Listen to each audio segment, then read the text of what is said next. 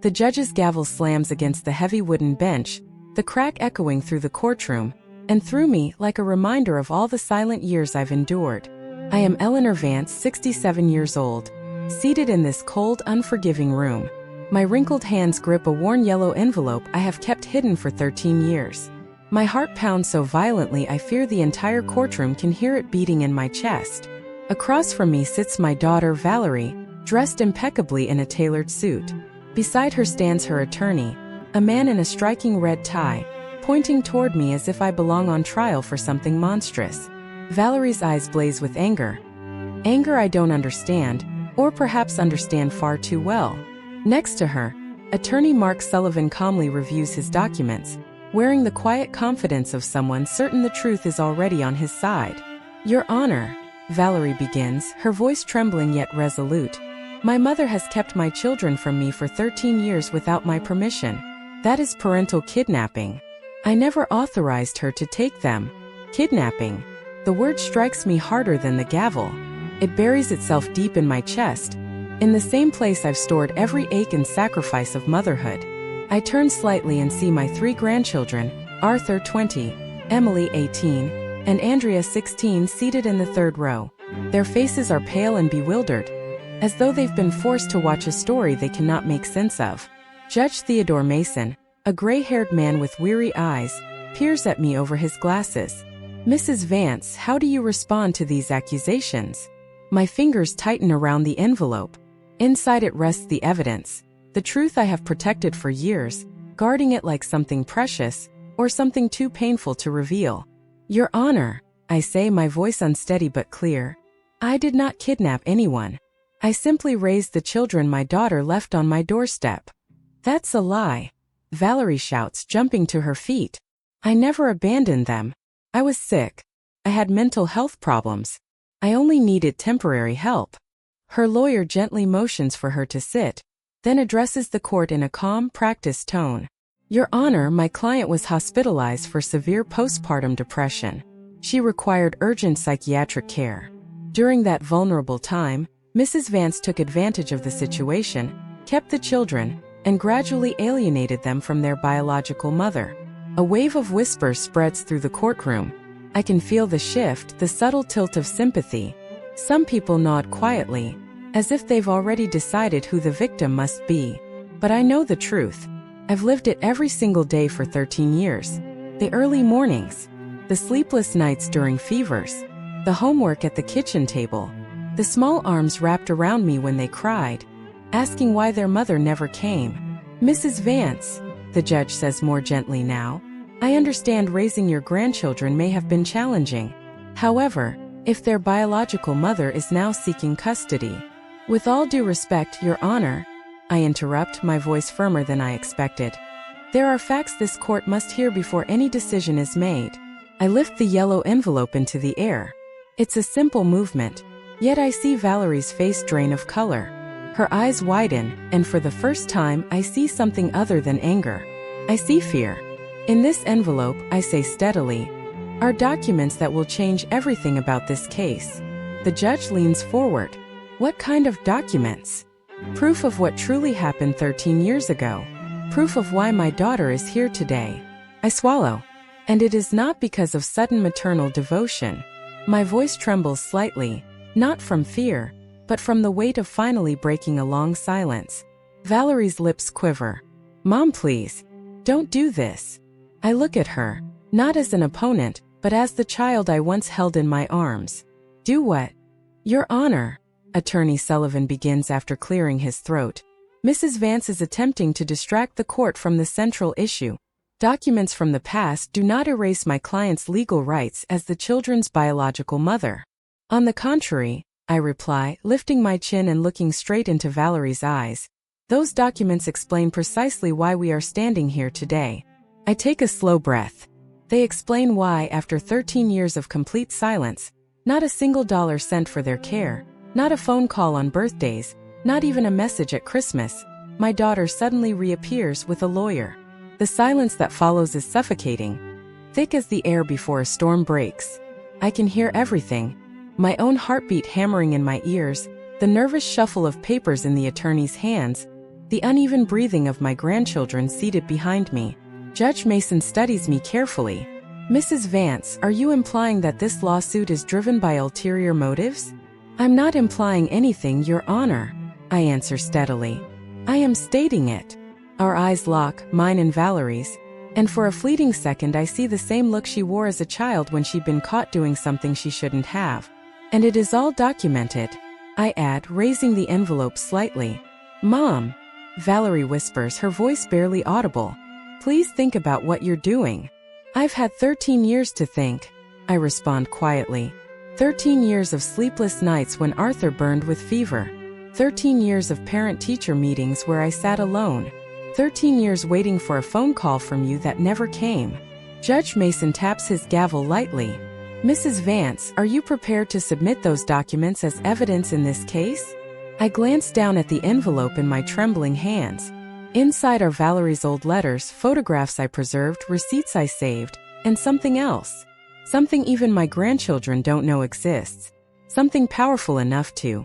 It was a rainy Tuesday in October. I was standing in my small kitchen, preparing chamomile tea, trying to steady my nerves after a doctor's appointment where I'd been told my arthritis was getting worse. The house was quiet, painfully quiet, until I heard a knock at the door. It was almost noon. My voice softens as the memory pulls me back. When I opened the door, Valerie was standing there with the children. I glanced toward the third row. Arthur was 7. Emily was 5. Andrea had just turned 3. They were dirty.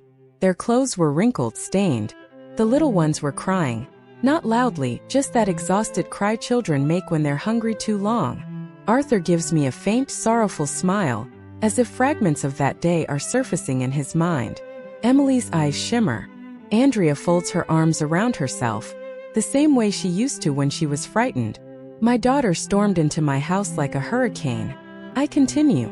She carried a plastic grocery bag stuffed with some of their clothes, mixed together, nothing clean, nothing folded. I swallow. She said, Mom, I need you to keep them for a while. Just a few weeks. I need to fix some things. Valerie lowers her eyes. Her attorney leans in and whispers to her, but she doesn't react. I know she remembers. She has to. I asked her what was wrong. I asked if she needed money, if something had happened with their father, if she was in trouble, but she wouldn't answer me. She just kept repeating that she'd be back soon. The courtroom is utterly silent now. She kissed each child quickly, hurried, distracted, and then she walked out. I closed my eyes briefly. The children ran to the window calling, Mommy, Mommy. But she was already climbing into a taxi. And then she was gone. The air in the courtroom feels heavy, as if no one dares to breathe too loudly. That night, Arthur asked me when his mom would come back. I told him soon. Andrea cried because she'd left her teddy bear at Valerie. The children asked about her every single day. Arthur began wetting the bed at night. Emily stopped speaking for almost a month. Not a word, not even in her sleep. And Andrea, my little Andrea, developed a cough that simply wouldn't go away. I glanced toward Valerie. She shifts in her chair, twisting the ring on her finger, her hands trembling ever so slightly. I enrolled them in the elementary school near my house. I continue. But I needed their documents, birth certificates, medical records. I went to Valerie's last known address. The neighbors told me she had left without paying 3 months of rent. The landlady gave me a box of belongings Valerie had abandoned, clothes, some unpaid bills, and a few of the children's papers. Judge Mason makes a note. Did you attempt to notify the authorities? At the time, Your Honor, I believed it was temporary, I reply. Valerie had struggled before, yes, but she had never completely disappeared from her children's lives. I truly believed she would come back. I take a breath. And what was I supposed to report? That my daughter left her children with their grandmother and hadn't returned yet? At that moment, there was no visible crime. It was simply a mother asking for help. I paused, meeting Valerie's eyes. But weeks turned into months. Months turned into years. Arthur turned 8 and asked if his mother could come to his birthday party. I told him we would try to find her. Emily started first grade. When her teacher asked her to introduce her parents, she pointed at me and said, "This is my mom, Eleanor." My throat tightens, but I refuse to let the tears fall. "This is not the time to cry," I whisper. "It is the time to remember." Expenses grew quickly. My pension was barely enough for one person. Suddenly I was feeding, clothing, and educating 3 growing children. I sold jewelry I had saved for decades. I took weekend jobs cleaning houses. My neighbor, Mrs. Elma Jensen, watched the little ones when I... "Any relation to you?" Judge Mason asks. "She's my sister, Your Honor," I reply. "And she can testify to everything we endured during those first few years." Valerie and her lawyer exchange uneasy glances. I can see it, they hadn't expected this. When Andrea turned 5, we faced a crisis. I continue. She developed pneumonia and had to be hospitalized. The doctors asked for health insurance, parental authorization, and other documents I didn't have. That's when I realized I needed to take legal action to obtain temporary guardianship of the children. My voice grows firmer, steadier. I hired a lawyer with the last of my savings, $800 I barely had. It was necessary. The lawyer tried to contact Valerie to notify her about the guardianship proceedings. We even published notices in the newspaper, as required by law. No one responded. Judge Mason leans forward. "Did you obtain legal guardianship?" "Yes, Your Honor," I reply. 10 years ago, this very court granted me legal guardianship of my 3 grandchildren. I have all the documents. For 3 years, the law required us to continue searching for the biological mother. She never showed up, never called, never sent a single dollar. Valerie suddenly rises to her feet. I was sick. I had depression," she shouts, her voice cracking with emotion. "I couldn't take care of them in that state," Valerie protests, her voice breaking. "Please sit down," the judge interrupts firmly, then turns his gaze toward me. "Continue, Mrs. Vance. The children grew up with me." I begin, my voice steadying. "Arthur graduated from high school with honors. Emily won poetry contests. Andrea learned to play guitar and even formed a band at school. They went to therapy when they needed it. I took them to every doctor's appointment, every vaccination, every school event. I celebrated every birthday, every achievement, every important moment in their lives." I glance at my grandchildren. Arthur nods, tears welling in his eyes. "I never lied to them about their mother. I always told them she loved them but couldn't care for them at that time. I showed them pictures of her as babies. I saved every drawing they ever made for her, hoping she would return." The judge leans forward. "And they had no contact with her during all these years?" "Not once, Your Honor," I reply. "Until 2 months ago, when she suddenly appeared at my door with her lawyer and a custody demand." 2 months? The judge asks, arching an eyebrow. "And what changed after 13 years of complete absence?" I allow a faint, knowing smile to cross my face. It's the part Valerie doesn't want revealed. I lift the yellow envelope. "That answer, Your Honor, is contained in these documents." Judge Mason extends his hand. "Mrs. Vance, please approach and present the documents you mentioned." I rise slowly, my knees protesting from arthritis, but my resolve is stronger than the pain. I clutch the envelope to my chest and walk toward the stand, hearing Valerie's nervous heels clicking against the wooden floor behind me. "Your Honor," Attorney Mark Sullivan rises, "I request that any documents be reviewed by the defense before being admitted as evidence." "Of course," the judge replies. "Mrs. Vance, hand the documents to the clerk so both parties may review them." I open the dramatically as he reads. "Your Honor," I say, my voice steady and clear. The first letter, dated 3 weeks after she left the children, reveals that Valerie had met a man named Javier Dawson and was moving with him to another city. She asked me to care for the children a little longer, because her new partner didn't want immediate family responsibilities. The courtroom falls completely silent. You could hear a pin drop. Every eye is fixed on Valerie, who has begun to cry quietly, her face pale and drawn. In the second letter, I continue. She told me she was pregnant with Javier's child, and that she could not return for her own children because he threatened to leave her if she brought any burdens from the past into their new life. "Pregnant?" the judge asks, surprised. "Yes, Your Honor," I reply. "My daughter had another child with Javier Dawson, a boy who is now 12 years old and lives with them, a child she could raise, because it was convenient for her new relationship." Arthur, Emily, and Andrea exchanged shocked glances in their seats. This is news to them. I never told them they had a younger brother, because I didn't want to add to the pain they had already endured. The third letter, I say, my voice sharpening, asks me to sign documents officially renouncing any claim to her so she could start a new life without legal complications. She even offered me $500 to cover the expenses I had incurred raising her children up to that point. I pause and glance at attorney Mark Sullivan. His face is pale now, the color drained by the weight of what the letters reveal. The room is heavy with tension. All eyes are on Valerie, who cannot meet my gaze. This information, the judge says slowly, was clearly not part of the version your client provided you. And you signed those papers.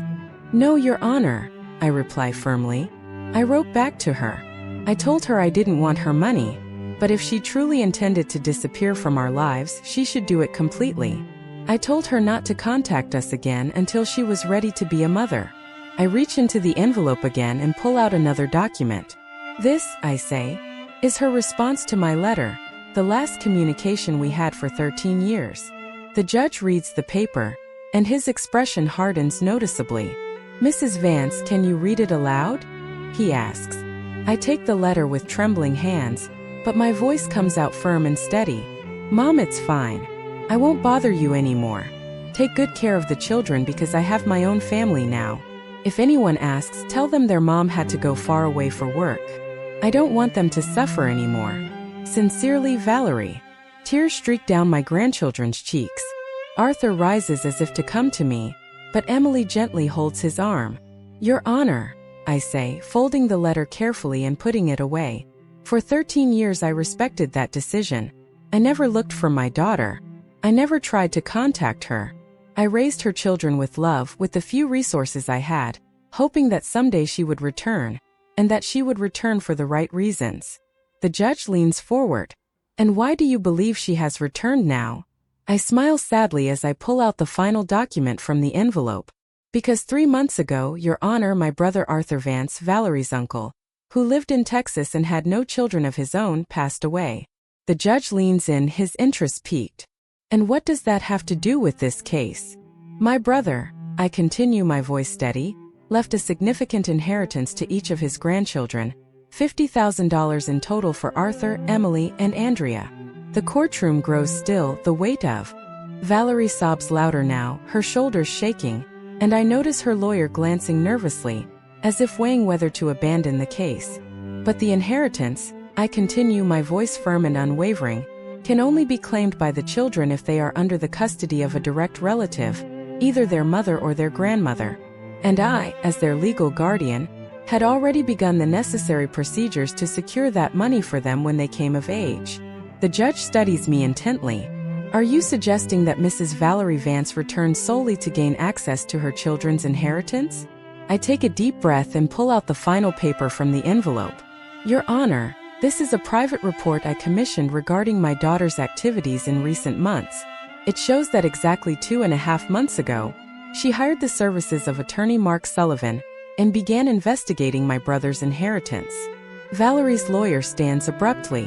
Objection. That investigation is private and illegal. It's completely legal, I reply calmly. I hired a licensed private investigator after my daughter appeared at my door with legal threats. I had every right to protect my grandchildren. The judge taps his gavel. Order in the court. He looks at me with a mixture of respect and curiosity. Mrs. Vance, is there anything else in that envelope the court should know? I glance down at the yellow envelope. It feels lighter now, but I know it still contains the most important secret of all. Yes, Your Honor, I say quietly, letting the words hang in the air. There is something else. Something even my grandchildren do not know yet. Judge Mason adjusts his glasses, leaning forward with an intensity I've never seen before. Mrs. Vance, what else does that envelope contain that you consider relevant to this case? My fingers tremble slightly as they search for the last document, hidden at the very bottom of the envelope. It's a sheet folded several times, its contents capable